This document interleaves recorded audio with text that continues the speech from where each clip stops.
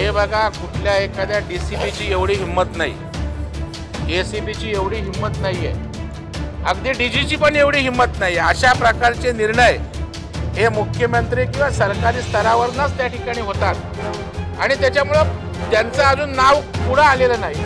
जेव्हा तपास होईल त्यावेळेला डीजीला कोणी आदेश दिले, कोणी बोलावलं, काय सांगितलं, लक्ष्मीकांत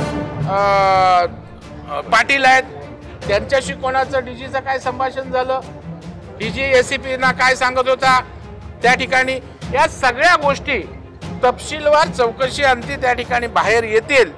आणि सूड भावना काय असते, सूड भावनेनं वागणारी लोक काय आहेत, त्यांचं असली स्वरूप आम्ही त्या ठिकाणी महाराष्ट्रातल्या जनतेसमोर आणलंय.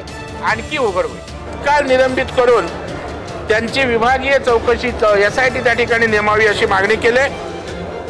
आणि सरकारी वकील जो असतो तो सरकारच्या बाजूने केसेससाठी न्यायालयात उभा राहत असतो. आणि ॲडव्होकेट शेखर जगताप हे पॅनलवर होते, त्यांच्यावर गुन्हाही दाखल त्या ठिकाणी झालेला आहे की स्पेशल त्या ठिकाणी सरकारी वकील नेमलेला नसताना ते कोर्टात हजर होते. तर अशा प्रकारचे जर पॅनलवर चिटर लोक असतील तर कसं होणार, त्यांनाही त्या ठिकाणी पॅनलवरून काढावं.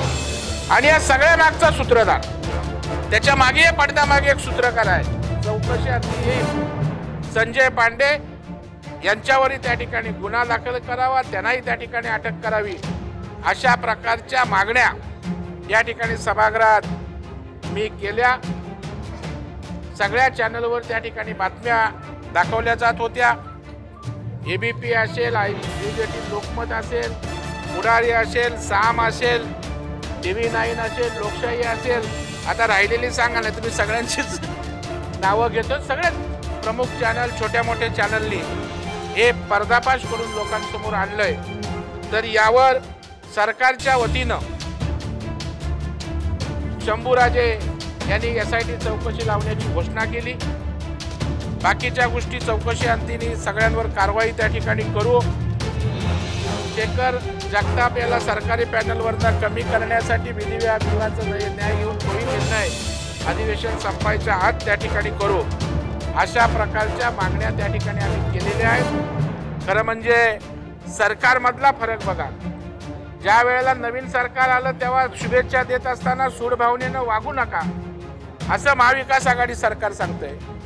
देवेंद्रजी मुख्यमंत्री म्हणून सांगतात की आम्ही सूड भावनेनं वागणार नाही, आम्ही विरोधी पक्षालाही विश्वासात घेऊन त्यांच्यावर अन्याय करणार नाही. आणि हे मागणी करणारे त्या ठिकाणी सूड भावनेने कशा पद्धतीनं वागत होते, जे आम्ही बोलत होतो त्याच पुराव्यानिशी समोर येत आहे.